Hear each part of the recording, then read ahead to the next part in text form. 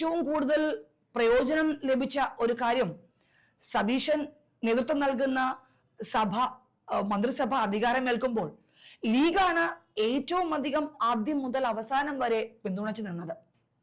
ലീഗിന്റെ മന്ത്രിമാർ 4, അതല്ലാതെ ലീഗ് നേതൃത്വം പാണക്കാട് സാദിഖ് അലി ശിഹാബ് തങ്ങൾ തുടക്കം മുതൽ തന്നെ പറഞ്ഞിരുന്നു, എല്ലാ സപ്പോർട്ടും ഞങ്ങൾ നൽകുന്നത് കോൺഗ്രസിനാണ് എന്നുള്ളത്. അവസാന നിമിഷം വരെ ആ ഒരു ദൃഢനിശ്ചയത്തോടു കൂടി തന്നെ ലീഗ് ഉറച്ചു നിന്നു. അതുകൊണ്ട് തന്നെയാണ് വി ഡി സതീശൻ മന്ത്രിസഭയ്ക്ക് അധികാരമേൽക്കാൻ സാധിച്ചതും ലീഗ് അവസാന നിമിഷം വരെ ആ ഒരു പിന്തുണ നൽകുകയും ചെയ്തു. ഹൈക്കമാൻഡിന്റെ ഒരു തീരുമാനത്തിലേക്ക് മുഖ്യമന്ത്രിയെ പ്രഖ്യാപിക്കുമ്പോൾ ഹൈക്കമാൻഡിന്റെ തീരുമാനം ലാസ്റ്റ് മൊമെന്റ് മാറി മറിയുമെന്ന പ്രതീക്ഷ വന്നപ്പോൾ പാണക്കാട് ലീഗ് അടിയന്തര യോഗം ചേരുകയായിരുന്നു.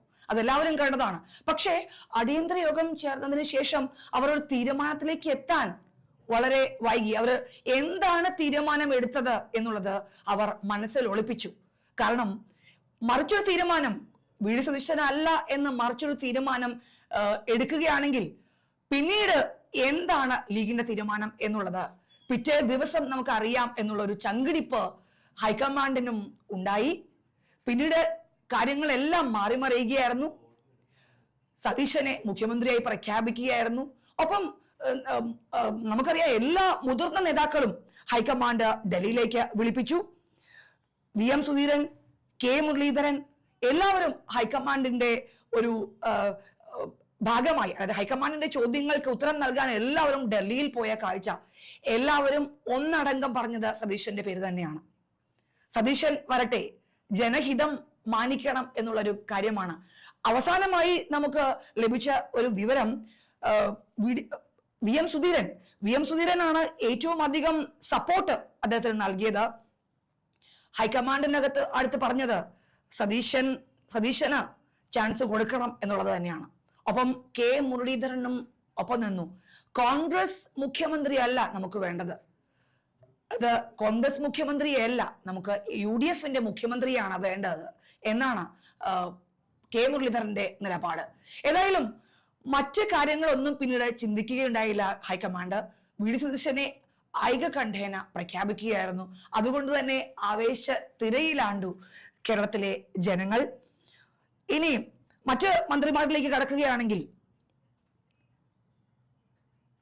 സണ്ണി ജോസഫ് മുൻപ് സൂചിപ്പിച്ചതുപോലെ തന്നെ 4ാം തവണയാണ് പേരാവൂരിൽ നിന്ന് സണ്ണി ജോസഫ് തെരഞ്ഞെടുക്കപ്പെടുന്നത്.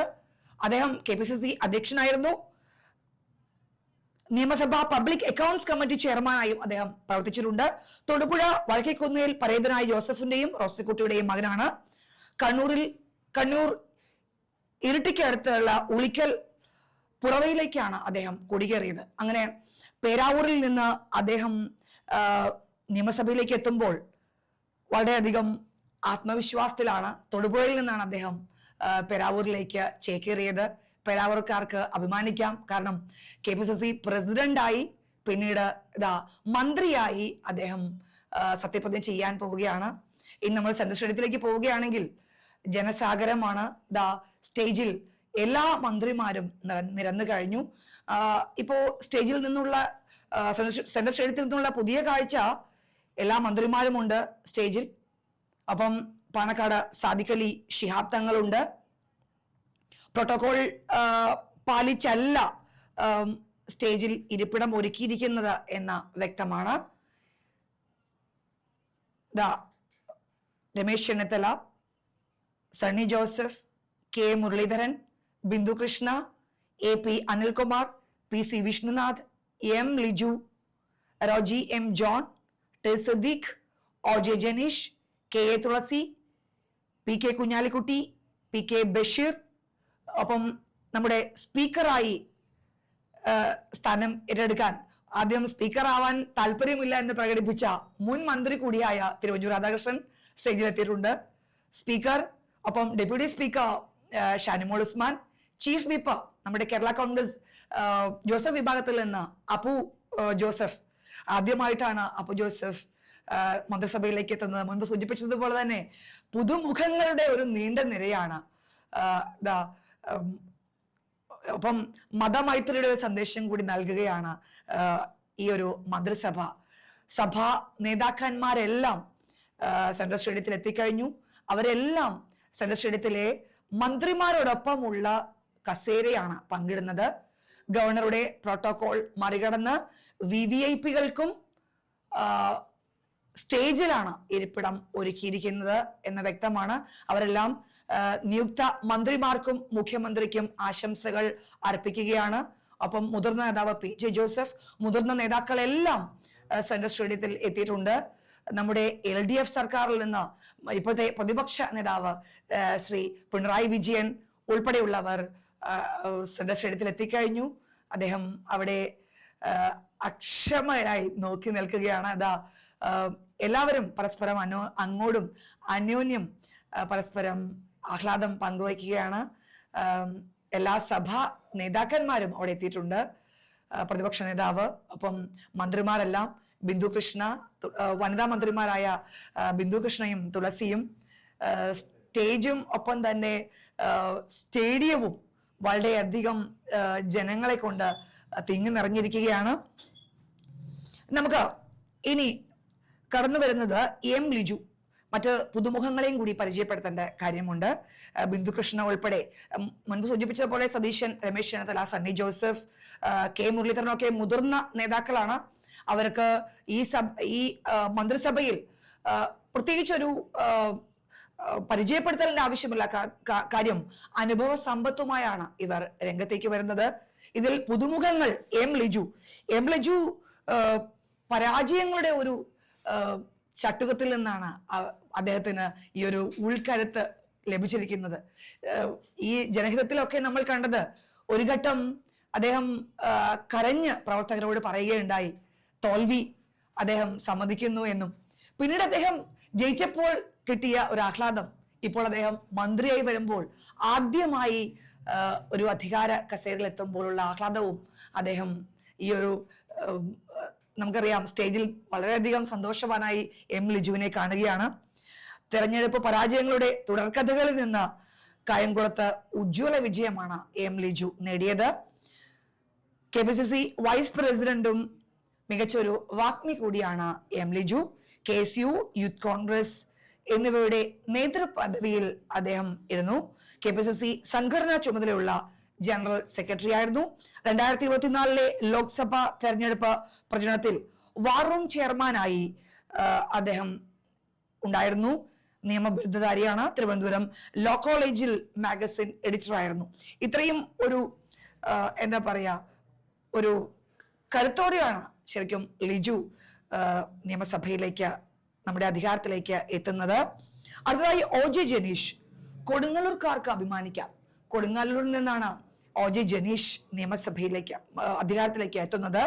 രാഷ്ട്രീയ പ്രവർത്തന സമര പോരാട്ടങ്ങളിൽ സക്രിയമായിരുന്നെങ്കിലും പദവികളും സ്ഥാനങ്ങളും അപ്രതീക്ഷിതമായാണ് OJ ജനീഷിനെ തേടി എത്തുന്നത്. പതിവ് യൂത്ത് കോൺഗ്രസ് സംസ്ഥാന പ്രസിഡന്റായിരുന്ന രാഹുൽ മാങ്കൂട്ടത്തിൽ, തീർച്ചയായും നമ്മൾ ഈ സമയത്ത് രാഹുൽ മാങ്കൂട്ടത്തിലിനെ ഓർക്കാതെ വയ്യ. കാരണം ഒരുപക്ഷെ രാഹുൽ മാങ്കൂട്ടത്തിൽ ഈ ഒരു പ്രശ്നങ്ങളിൽ അകപ്പെട്ട് പോയിരുന്നില്ല എങ്കിൽ അദ്ദേഹം ഈ ഒരു മന്ത്രിസഭയിൽ എത്തുമായിരുന്നു. VD സതീശന്റെ വളരെ വിശ്വസ്തനായ ഒരു സാമാജികനായിരുന്നു. അപ്പൊ അദ്ദേഹം എത്തുകയായിരുന്നു.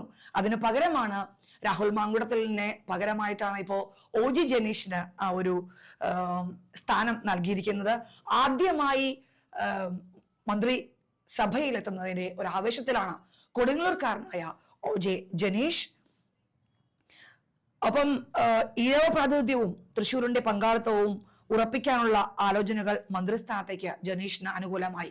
മുൻപ് സൂചിപ്പിച്ചതുപോലെ തന്നെ SC/ST സാമുദായിക കാര്യങ്ങളിലേക്ക് കടക്കുമ്പോൾ അങ്ങനെ ഒരു സ്ഥാനമാനങ്ങൾ നൽകേണ്ടതുള്ളത് കൊണ്ട് തന്നെ OBC വിഭാഗത്തെയും ഒപ്പം SC/ST വിഭാഗത്തെയും മറ്റു വിഭാഗങ്ങളെയും തൃപ്തിപ്പെടുത്തേണ്ടതുള്ളതുകൊണ്ട് കുറച്ചു പേർക്ക് മന്ത്രിസ്ഥാനം നഷ്ടപ്പെട്ടു. പക്ഷേ അതിലൊന്നും ആശങ്കപ്പെടേണ്ട സാഹചര്യമില്ല എന്ന് സതീശൻ വ്യക്തമാക്കുകയും ചെയ്തു. പിന്നീട് നമുക്കറിയാം ടീം UDF സതീശന്റെ നേതൃത്വത്തിൽ സതീശൻ മന്ത്രിസഭ അത് മുന്നോട്ട് പോകുമെന്ന് ഉറപ്പാണ്. ഏതായാലും മന്ത്രിസ്ഥാനത്തേക്ക് ജനീഷിന് OBC വിഭാഗത്തിൽ നിന്നുള്ള ഈ ഒരു എൻട്രിയാണ് കരുത്തായത്. നമുക്കിനി KM കെ.എം. ഷാജി ലീഗിന്റെ ഒരു യുവമുഖമാണ്. ലീഗ് നേതാവ് എന്ന് പറയുമ്പോൾ മലപ്പുറത്ത് നിന്ന് കെ.എം. ഷാജി അല്ലാതെ മറ്റൊരു മുഖമില്ല. അപ്പോ സമര പോരാട്ടങ്ങളിലൂടെയും മറ്റും എന്തെങ്കിലും പ്രശ്നങ്ങൾ പ്രതിപക്ഷ കാര്യങ്ങളിൽ നിന്ന് വന്നാൽ ആദ്യം ലീഗിന്റെ മുഖമായി അത് റെസ്പോൺസ് തരുന്നത് മറ്റാരുമല്ല കെ.എം. ഷാജി തന്നെയാണ്. അദ്ദേഹം ലീഗിന്റെ ഒരു ക്രൗഡ് പുള്ളർ എന്നുള്ളൊരു നാമധേയം കൂടി കെ.എം. ഷാജിക്കുണ്ട്. അങ്ങനെ അറിയപ്പെടുന്ന കെ.എം. ഷാജി മന്ത്രിസഭയിലേക്ക് എത്തുമ്പോൾ ലീഗ് പ്രവർത്തകർ, യൂത്തുകൾ ഒന്നടങ്കം ആവേശത്തിലാണ്. മുഖ്യമന്ത്രി വി.ഡി. സതീശൻ, ഞാനിത് പറയാൻ കാരണം മാധ്യമപ്രവർത്തകരടക്കം, ഞങ്ങളടക്കമുള്ള മാധ്യമപ്രവർത്തകർ ഇന്നലെ വരെ ഉച്ചരിച്ചിരുന്ന പേര് മുഖ്യമന്ത്രി പിണറായി വിജയൻ എന്നുള്ളതാണ്. പക്ഷേ ഇന്ന് മുതൽ അത് മാറുകയാണ്. അറിയാതെയാണെങ്കിലും നമ്മുടെ നാവിൽ മുഖ്യമന്ത്രി പിണറായി വിജയൻ എന്നുള്ള പേര് വരും, പ്രതിപക്ഷ നേതാവ് വി.ഡി. സതീശൻ എന്നുള്ള പേര് വരും. പക്ഷേ അത് തിരിഞ്ഞ് മുഖ്യമന്ത്രി വി.ഡി. സതീശൻ എന്നുള്ള പേര് ഇന്ന് മുതൽ നമ്മളെ എല്ലാ ജനങ്ങളും ഉച്ചരിക്കുകയാണ്. അത് തന്നെയാണ് കേരള ജനത കാത്തിരുന്നതും. ആ നിമിഷത്തിന് ഇനി വളരെ കുറച്ച് നിമിഷം മാത്രമേ ഉള്ളൂ. രാഹുൽ ഗാന്ധിയും പ്രിയങ്ക ഗാന്ധിയും ഉൾപ്പെടെയുള്ളവർ സ്റ്റേജിൽ, മല്ലികാർജുൻ ഖാർഗെ അവർ കൈവീശി പ്രവർത്തകരെ ആവേശം അറിയിക്കുകയാണ്. തീർച്ചയായും രാഹുൽ ഗാന്ധിക്കൊക്കെ വളരെ സന്തോഷിക്കാവുന്ന ഒരു നിമിഷമാണ്. കേന്ദ്ര നേതാക്കൾ എല്ലാം ആവേശപൂർവ്വം കേരളത്തിലെത്തി UDF വേണ്ടി വളരെയധികം ക്യാമ്പയിൻ ചെയ്തു. വയനാട് MP ആയ രാഹുൽ ഗാന്ധി, നമ്മുടെ ഹൈക്കമാൻഡ് രാഹുൽ ഗാന്ധി, പ്രിയങ്ക ഗാന്ധി അടക്കം, ഖാർഗെ അടക്കം കേരളത്തിലെത്തി UDF നേതാക്കൾക്ക് മികച്ച പിന്തുണയാണ് നൽകിയത്. ആ ആവേശം തന്നെയാണ് UDF ഇത്രയൊരു മികച്ച വിജയത്തിലേക്ക് എത്തിക്കാൻ തന്നെ സാധിച്ചത്. അതുകൊണ്ട് തന്നെ ഇവരെല്ലാവരും ഇന്ന് ഈ സത്യപ്രതിജ്ഞയ്ക്ക് എത്തുമ്പോൾ കേന്ദ്ര സർക്കാരിന്റെ നയങ്ങൾ കേരളത്തിൽ അത് വിലപ്പോയില്ല എന്ന് വേണം നമുക്ക് കരുതാൻ. അതുകൊണ്ട് തന്നെ ഈ ഒരു സത്യപ്രതിജ്ഞയ്ക്ക് രാഹുൽ ഗാന്ധിയും പ്രിയങ്ക ഗാന്ധിയും മറ്റു നേതാക്കളെല്ലാം, കേന്ദ്ര നേതാക്കൾ എത്തുമ്പോൾ അവരുടെ മനസ്സിലെല്ലാം ഒരു ആത്മവിശ്വാസമാണ്. ഞങ്ങൾ 10 വർഷത്തെ ഇടവേളയ്ക്ക് ശേഷം കേരളം തിരിച്ചു പിടിച്ചിരിക്കുന്നു. ടീം UDF ഒറ്റക്കെട്ടായി മുന്നോട്ട് പോകും, അത് തുടരും എന്ന് തന്നെയാണ് അറിയിച്ചിരിക്കുന്നത്. ആ ഒരു ആത്മവിശ്വാസമാണ് ഖാർഗെയുടെയും ഒപ്പം രാഹുൽ ഗാന്ധിയുടെയും പ്രിയങ്ക ഗാന്ധിയുടെയും എല്ലാം മനസ്സിലുള്ളത്. ഇപ്പോ കർണാടക, നമ്മുടെ അടുത്തുള്ള സംസ്ഥാനങ്ങളിൽ നിന്നെല്ലാം നേതാക്കൾ ഒഴുകിയെത്തുകയാണ്. കർണാടകയിൽ നിന്ന് DK ശിവകുമാർ എത്തി. വിളിച്ച എല്ലാവരും ഒഴുകിയെത്തുമ്പോൾ കൂടുതൽ ആത്മവിശ്വാസം വർദ്ധിക്കുകയാണ് ടീം UDF. നമുക്ക് അങ്ങനെ തന്നെ കരുതാം. കാരണം ദക്ഷിണേന്ത്യ കൂടി BJP കൈപ്പിടിയിൽ ഒതുക്കുമോ എന്ന ഒരു ആശങ്ക നിലനിൽക്കുമ്പോഴാണ് കേരളത്തിലെ ഈ ഉജ്ജ്വല വിജയം എന്നുള്ളത്. UDF അഭിമാനിക്കാം. ഒപ്പം ഒരു ആത്മവിശ്വാസം നൽകുകയാണ് കേന്ദ്ര നേതാക്കളായ ദീപാദാസ് മുൻഷിയെ സംബന്ധിച്ചിടത്തോളം കേരളത്തിന്റെ ചുമതലയാണ് കേന്ദ്ര സർക്കാർ ദീപാദാസ് മുൻഷിക്ക് നൽകിയിരുന്നത്. ചടുലമായ പ്രവർത്തനത്തിലൂടെ നേതാക്കളെയെല്ലാം, അണികളെയെല്ലാം ഒറ്റക്കെട്ടായി നിർത്തി. അത് സതീശനാവട്ടെ, മറ്റ് നേതാക്കളാവട്ടെ, KC വേണുഗോപാൽ ആവട്ടെ, രമേശ് ചെന്നിത്തലയാവട്ടെ, കാര്യങ്ങളൊക്കെ ഇങ്ങനെയൊക്കെ ആണെങ്കിലും ഞങ്ങൾ ഒറ്റക്കെട്ടാണ് എന്ന് ഉറക്കെ വിളിച്ചു പറയുകയായിരുന്നു ഈ വി.ഡി. സതീശന്റെ മുഖ്യമന്ത്രി പ്രഖ്യാപനത്തിന് ശേഷം. ആ ഒറ്റക്കെട്ടായി അവർ മുന്നോട്ട് പോകുന്ന രംഗം തന്നെയാണ് സെൻട്രൽ സ്റ്റേഡിയത്തിലും കാണുന്നത്. BJP നേതാക്കളും ഇപ്പോൾ BJP സംസ്ഥാന അധ്യക്ഷൻ രാജീവ് ചന്ദ്രശേഖർ സ്റ്റേഡിയത്തിൽ എത്തിയിട്ടുണ്ട്. അങ്ങനെ 20 മന്ത്രിമാരും മുഖ്യമന്ത്രിയും സഭാ നേതാക്കന്മാർ എത്തി. സഭാ നേതാക്കന്മാരെല്ലാം എത്തി. കോൺഗ്രസ് നേതാക്കന്മാരെ, കേന്ദ്ര നേതാക്കളെ കാണുകയാണ്. പ്രിയങ്ക ഗാന്ധിയെയും ഒപ്പം രാഹുൽ ഗാന്ധിയെയും സന്ദർശിക്കുന്നു. DK ശിവകുമാർ വേദിയിലുണ്ട്. ഇതെല്ലാം കണ്ടുകൊണ്ട് അക്ഷമനായി പ്രതിപക്ഷ നേതാവ് ശ്രീ പിണറായി വിജയനും അവിടെ സദസ്സിലല്ല, നമ്മുടെ വേദിയിൽ ധന്യമാക്കിയിരിക്കുകയാണ്. ആ പ്രതിപക്ഷ നേതാവും വേദിയിലുണ്ട്. നേതാക്കളെല്ലാം വേദിയിലെത്തിയിരിക്കുന്നു. ഇനി നിമിഷങ്ങൾ മാത്രമേ ഉള്ളൂ ഗവർണറുടെ ആഗമനത്തിന് ശേഷം. ഗവർണറാണ് സത്യവാചകം ചൊല്ലിക്കൊടുക്കുന്നത്. മുഖ്യമന്ത്രി ഉൾപ്പെടെ 21 മന്ത്രിമാർ അപ്പോൾ സത്യപ്രതിജ്ഞ ചെയ്ത് അല്പസമയത്തിനകം സത്യപ്രതിജ്ഞ ചെയ്ത് അധികാരം ഏൽക്കുകയാണ്. നമ്മൾ നേരത്തെ പറഞ്ഞു വന്നത് ക്രൗഡ് പുള്ളറായ മലപ്പുറത്ത് നിന്നുള്ള ലീഗിന്റെ യുവ നേതാവിന്റെ വേങ്ങരയിൽ നിന്നുള്ള MLA ആയ ഇപ്പോഴത്തെ മന്ത്രിയായി സ്ഥാനമേൽക്കാൻ പോകുന്ന ലീഗിന്റെ മുഖമായ KM ഷാജിയെ കുറിച്ചാണ്. ആദ്യമായാണ് അദ്ദേഹം എത്തുന്നത്. കണ്ണൂരിൽ നിന്ന് മലപ്പുറത്ത് നിന്നും ആണ് 3 തവണയാണ് അദ്ദേഹം MLA ആയി വന്നത്. വയനാട് കണിയാമ്പറ്റയിൽ KM ബിരാൻകുട്ടിയുടെയും ആയിഷയുടെയും മകനാണ്. MSFിലൂടെയാണ് KM ഷാജി യുവ നേതാവായ ലീഗിന്റെ പുതുമുഖമായ KM ഷാജി ഈ ഒരു മന്ത്രിസഭയിലേക്ക് എത്തുന്നത്. ഇനി നമുക്ക് ഈ ഒരു മന്ത്രിസഭയിലെ ഹൈലൈറ്റ് ആയ 2 വനിതാ മന്ത്രിമാരെ പറയാതെ വയ്യ. അതിനു മുൻപ് 2 വനിതാ മന്ത്രിമാരെ പറയുന്നതിന് മുൻപ് തന്നെ ഇതാ വേദിയിലേക്ക് ഇപ്പോൾ നമ്മുടെ CPM സംസ്ഥാന സെക്രട്ടറി MV ഗോവിന്ദൻ മാഷ് എത്തിയിട്ടുണ്ട്. ഖാർഗെയുമായും മറ്റ് കേന്ദ്ര നേതാക്കളുമായി കോൺഗ്രസിന്റെ നേതാക്കന്മാരെല്ലാവരുമായി അദ്ദേഹം കൂടിക്കാഴ്ച നടത്തുന്നു. രേവന്ത് റെഡ്ഡി ഉണ്ട്. കർണാടകയിൽ നിന്ന് DK ശിവകുമാർ ഉണ്ട്. അങ്ങനെ ക്ഷണിക്കപ്പെട്ട എല്ലാ അതിഥികളും സ്റ്റേജിൽ VIP-കളെല്ലാം അണിനിരന്നിട്ടുണ്ട്. ഒപ്പം ഈ ഒരു നിമിഷത്തിന് ചരിത്ര മുഹൂർത്തത്തിനായി കാത്തിരിക്കുകയാണ്, നമ്മുടെ അക്ഷമരായി കാത്തിരിക്കുകയാണ് വേദിയിൽ പല ജില്ലകളിൽ നിന്നും ഒഴുകിയെത്തിയിരിക്കുന്ന കോൺഗ്രസ് പ്രവർത്തകർ. രാവിലെ 5 മണി മുതൽ നമുക്കറിയാം, ഞങ്ങൾ ഇന്നലെ സ്റ്റേഡിയത്തിൽ എത്തുമ്പോഴുള്ള കാഴ്ച ആഹ്ലാദത്തോടെ ആരവത്തോടെ ബസ്സുകളെല്ലാം ഒഴുകിയെത്തുന്നു. ഓരോ സ്ഥലങ്ങളിലും അവർ പാർക്ക് ചെയ്തിരിക്കുന്നു. അകത്ത് എങ്ങനെയാണ് കാര്യങ്ങൾ നടക്കുന്നതെന്ന് വീക്ഷിക്കാനുള്ള തിരക്ക്. അതിനപ്പുറം ഇന്ന് 5 മണി തുടങ്ങി തന്നെ അകത്തേക്കുള്ള പ്രവേശനം തുടങ്ങി. 7 മണി ആയപ്പോൾ തന്നെ ബസ്സുകളെല്ലാം പല സ്ഥലങ്ങളിൽ നിരത്തി അവർ ആഘോഷത്തോടെ മുദ്രാവാക്യം വിളികളുമായി VD സതീശൻ ടീമിന് അഭിവാദ്യം അർപ്പിച്ചുകൊണ്ട് അവർ സെൻട്രൽ സ്റ്റേഡിയത്തിലേക്ക് ഒഴുകിയെത്തുന്ന കാഴ്ചയാണ് കണ്ടത്. ഇതാ ഇപ്പോ ഏറ്റവും പുതുതായി യെദ്യൂരപ്പ, കർണാടകത്തിൽ നിന്ന് യെദ്യൂരപ്പ എത്തിയിട്ടുണ്ട്. DK ശിവകുമാറും യെദ്യൂരപ്പയും വന്നു. അപ്പോൾ ക്ഷണിക്കപ്പെട്ട അതിഥികളെല്ലാം വേദിയിൽ സജീവമാണ്. നമുക്ക് അല്പനിമിഷം മാത്രമേ ഇനി കാത്തിരിക്കേണ്ടതുള്ളൂ. ഗവർണർ എത്തിക്കഴിഞ്ഞു. ഗവർണർ എത്തി സത്യവാചകം ചൊല്ലി കൊടുത്തു കഴിയുമ്പോൾ പുതിയ മന്ത്രിസഭ, VD സതീശന്റെ മന്ത്രിസഭ അധികാരത്തിലേക്ക് എത്തും.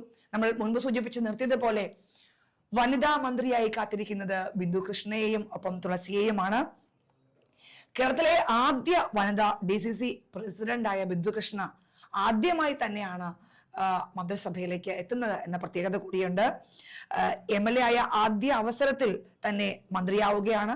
അത് തന്നെ ഒരു ബിന്ദു കൃഷ്ണയെ സംബന്ധിച്ചിടത്തോളം ഒരു അപ്രതീക്ഷിത ഒരു നേട്ടമാണ്.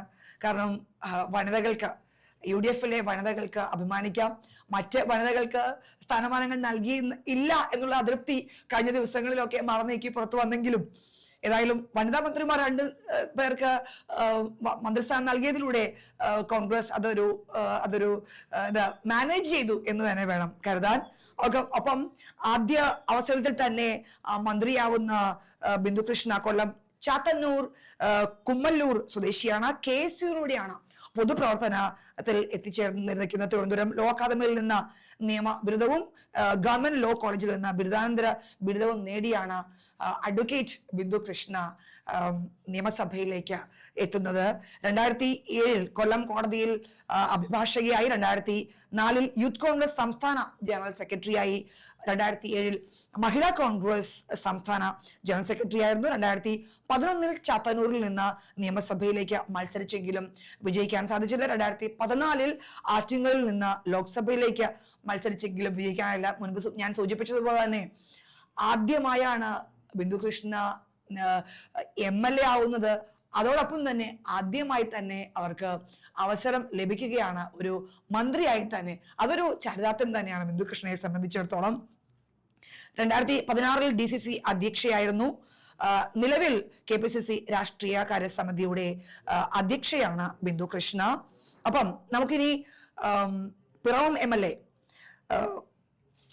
പിറവത്ത് കേരള കോൺഗ്രസിന്റെ നേതാവായ കേരള കോൺഗ്രസ് ജെ വിഭാഗം അനൂപ് ജേക്കബ്, കേരള കോൺഗ്രസ് ജേക്കബ് നേതാവ് ജേക്കബിന്റെ മരണത്തെ തുടർന്ന് അവിടെ അനൂപ് ജേക്കബാണ് പിന്നീട് ഇങ്ങോട്ട് 5-ആം ഊഴമാണ് പിറവത്ത് നിന്ന് അദ്ദേഹം MLA ആയി നിയമസഭയിലെത്തുന്നത്. നമുക്കറിയാം, ഞങ്ങൾ ജനഹിത പര്യടനത്തിലുടനീളം കണ്ടത് പിറവത്ത് കോൺഗ്രസിന്റെ മുഖം അത് അനൂപ് ജേക്കബാണ്. അനൂപ് ജേക്കബ് മുൻപും മന്ത്രിയായി വന്നിട്ടുള്ള ഒരു പാരമ്പര്യം അദ്ദേഹത്തിനുണ്ട്.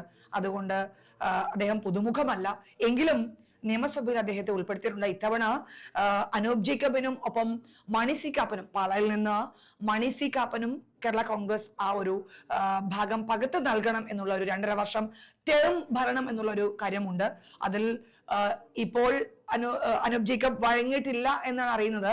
കാത്തിരുന്ന് കാണാൻ 2.5 വർഷം കഴിയുമ്പോൾ പിന്നീട് മന്ത്രിസ്ഥാനം മണി സി കാപ്പന് കൈമാറുമോ എന്നുള്ളത് അത് നമുക്ക് കാത്തിരുന്ന് കാണാം. എന്തായാലും ഇന്ന് സത്യപ്രതിജ്ഞ ചെയ്യാൻ പോകുന്നത് പിറവത്ത് നിന്നുള്ള MLA കൂടിയായ അനൂപ് ജേക്കബാണ്. 5ാം ഊഴമാണ് അദ്ദേഹം നിയമസഭാ സാമാജികനായി വരുന്നത്. പിറവത്ത് ഞങ്ങൾ ജനഹിതം അറിഞ്ഞപ്പോൾ റെക്കോർഡ് ഭൂരിപക്ഷം നൽകുമെന്ന് പറഞ്ഞിരുന്നു. 2021 അദ്ദേഹത്തിന് 25,000-ലധികം ഭൂരിപക്ഷമാണ് ലഭിച്ചത്. അതിനേക്കാൾ മികച്ച ഭൂരിപക്ഷം നേടിയാണ് പിറവത്ത് നിന്ന് അനൂപ് ജേക്കബ് MLA ആയി വന്നത്, ഇപ്പോൾ മന്ത്രിസഭയിലേക്ക് എത്തുന്നത്. പിതാവ് TM ജേക്കബ് ഉമ്മൻചാണ്ടി മന്ത്രിസഭയിൽ മന്ത്രിയായിരിക്കെ അന്തരിച്ചതിനെ തുടർന്നാണ് 2012 പിറവത്ത് നടന്ന ഉപതെരഞ്ഞെടുപ്പിലൂടെ അനൂപ് ജേക്കബ് നിയമസഭാ അംഗമായി പ്രവേശിക്കുന്നത്. പിതാവ് കൈകാര്യം ചെയ്തിരുന്ന ഭക്ഷ്യ സിവിൽ സപ്ലൈസ് വകുപ്പിൽ തന്നെ മന്ത്രിയായിട്ടായിരുന്നു അനൂപ് ജേക്കബിന്റെ ആദ്യ തുടക്കം. 2016-ലും 2021-ലും അനൂപ് വിജയിച്ചു. തിരുമാറാടി വാളിയപ്പാടത്ത് താണിക്കുന്നിൽ TM ജേക്കബിന്റെയും ഡെയ്സിയുടെയും മകനാണ്. ഒപ്പം അടുത്തതായി നമ്മൾ പറയുന്നത് അബ്ദുൽ ഗഫൂർ.